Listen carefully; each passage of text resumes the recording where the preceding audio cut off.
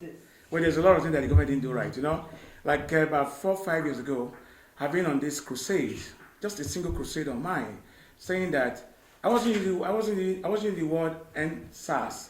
I was saying that police must be reformed. I was saying that the police have been undermined. I was saying that the police are transferring their aggression to a citizen. I was saying that having iPhone 5 is not a crime. I was saying that having a dreadlock is a choice. I was saying that the need of policemen going down to a private part of a woman to be looking for drugs were absurd. They were not proper. And I'm also saying that the bulk of the responsibility starts with the federal government because the federal government have undermined our security. We have no security.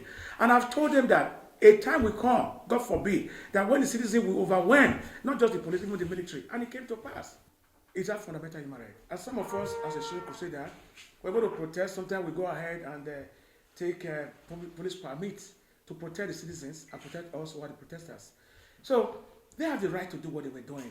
But the government failed. And the government felt that the only way they can checkmate us was to intimidate us, as usual. But we now say enough is enough.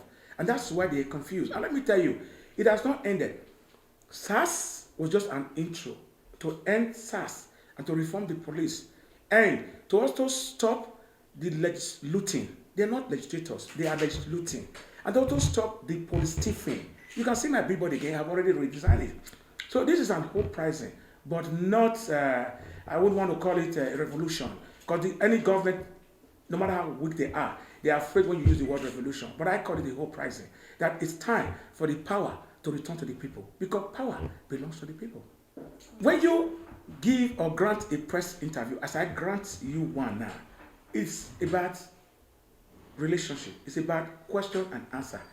If the president have issued a communique, it's a different thing entirely because you don't have to ask him any question. But the country is burning. The country is burning. So the president had to subject himself for question. He didn't subject himself for question. It means that he wasn't prepared for the nation. I think what the president must do, if he cannot preside over the affair of which citizen, he should apologize to Nigeria and resign. And the most disgraceful aspect of this, I cry for my beloved country. It's Osibanjo. Osibanjo is a senior advocate of Nigeria. He's a lawyer. Osibanjo has disappointed majority of us as a pastor, as a lawyer, and as a vice president.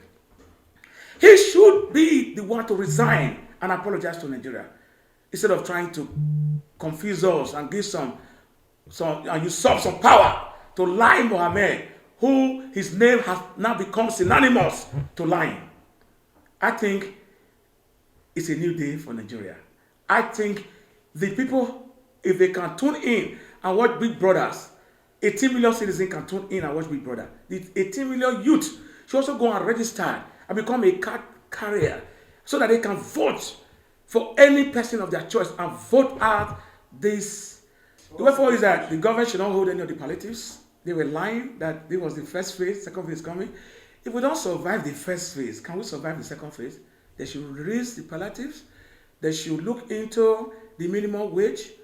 A country where they cannot pay a minimum of 30,000, which is less than $100 a day, and somebody's taking a whopping sum of 29 million. It is fraud. The only way is for us to be nice to them and for them to reciprocate it, to be nice to us.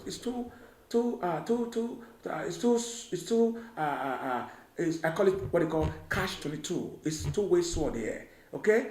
If you use left, it will cut you. If you use right, it will cut you. What they have seen is an intro.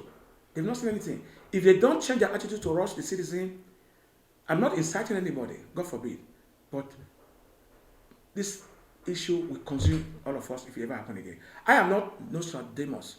I am not religious, but I'm very spiritual. I can tell you, I'm the man that can see tomorrow, and I will tell you what will happen.